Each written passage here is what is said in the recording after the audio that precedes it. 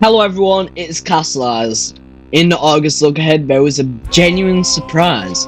My Singing Monsters Karaoke announced last month, dropping on August 19th. Now, this isn't actually a brand new project by Big Blue Bubble.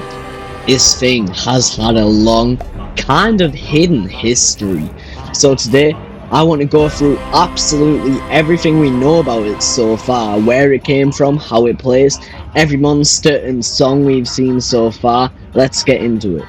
So here's the thing, MSM Karaoke isn't new, it's been rebranded. It started life back in 2023 under the name MSM Karaoke, and it was originally unveiled at PAX West that year as an Expo exclusive, so unless you were actually there, chances are you never even knew this existed. It also popped up again back later in the year though, during the Extra Life 2023 live stream, where Monster Handler, Tyson, Charlie, Bell and Ali actually got hands on with it and played through a bunch of covers. Amber Island, Cold Island, Earth Island, Fire Haven, Planet Island, Psychic Island, a Water Island cover called Slippery Customer, and Wobbling Island. So genuinely, this game's been sitting in development in some form for a couple of years now before finally getting an actual release date. Worth noting too, back when it was called MSM Karaoke, you could actually only play as 4 monsters, and interestingly, once it got rebranded to MSM Karaoke, that same 4 monster roster has stuck around: Toejammer, Embra, Mammoth, and of course, Furcorn, the original namesake. Now, let's talk gameplay, because the control for this thing is one of the more unique things in a rhythm game.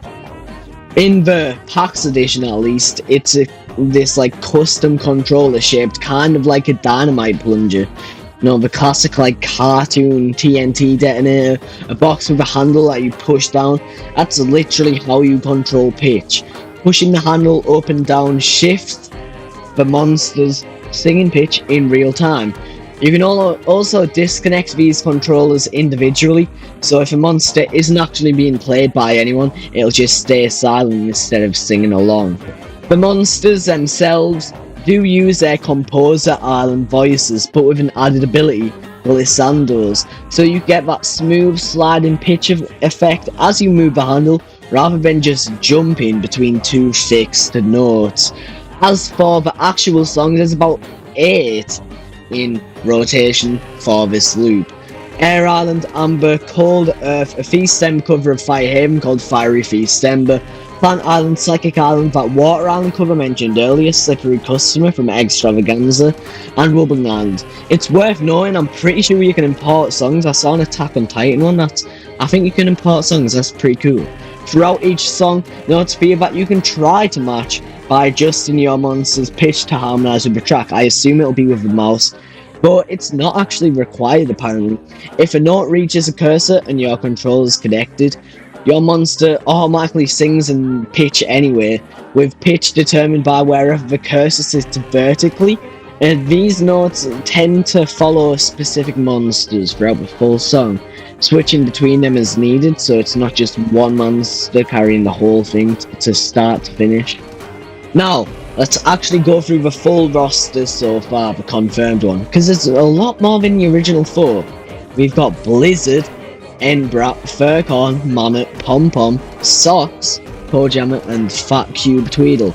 And genuinely, Blizzard's inclusion here is a bigger deal than it might seem at first glance, because this marks the very first time a legendary monster has appeared in any game outside of the main MSM app. That's a proper milestone, really. There's rare versions as well, unlocked through a supporter pack purchase. Rare Embra, Rare Furcorn, Rare Mammoth, Rare Pom Pom, Rare Socks, Rare Toejammer, and Rare Tweedle. So there's actually a decent bit of collection and progression built into this top of the core rhythm game, I guess. And finally, there's a set of non-playable characters who show, but I'm pretty sure they judge you. Even if you can't directly control them, they're still there, so they're worth mentioning. Scopes, Riff, Flower, and Fangler. It would have been interesting to see Fangler. Now, let's actually go through what the official description says, because it genuinely tells us a lot about the tone they're going for here. They describe it as suppose keeping your monsters on key isn't as easy as you think. Follow the notes, keep the music grooving, and lead your favourite monster singers through a series of wacky and wild performances. So right away, this isn't being pitched as some super serious rhythm game, obviously. It's leaning into the chaotic My Singing Monsters energy they've always had. They're going to say you'll watch your monster performers squish, stretch, and contort through every song, whether you're pitch perfect or completely off key. Yeah, every performance is meant to be memorable, for the better or for the worse, honestly. And as the music builds, apparently so does the chaos. Bulging eyes, goofy smiles, wobbly faces, they're all reacting to the music in real time. Genuinely, reading through this, it sounds like half the appeal isn't really about chasing a perfect score. It's just about watching these monsters lose their minds on the stage as the song builds up.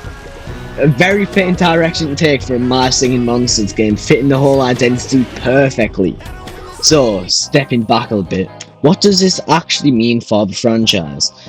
Well, for one, it shows Big Blue Bubble's genuinely willing to experiment outside the core mobile game format. They've done this with MSM Playground. This is a proper Steam release we're talking about here, not just another mobile spin-off like Dawn of Fire.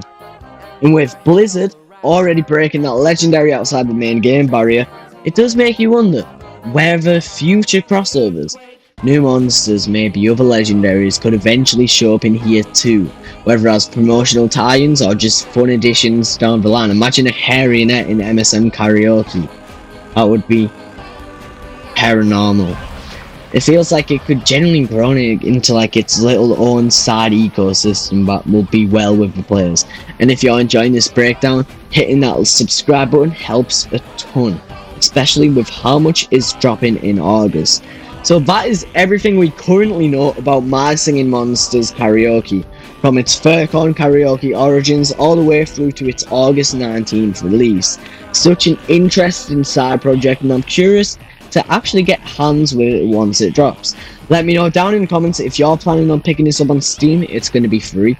Like, subscribe, and I'll see you all in the next one. I'll play some karaoke footage in a little bit. Now I'll see you all in the next one. Goodbye.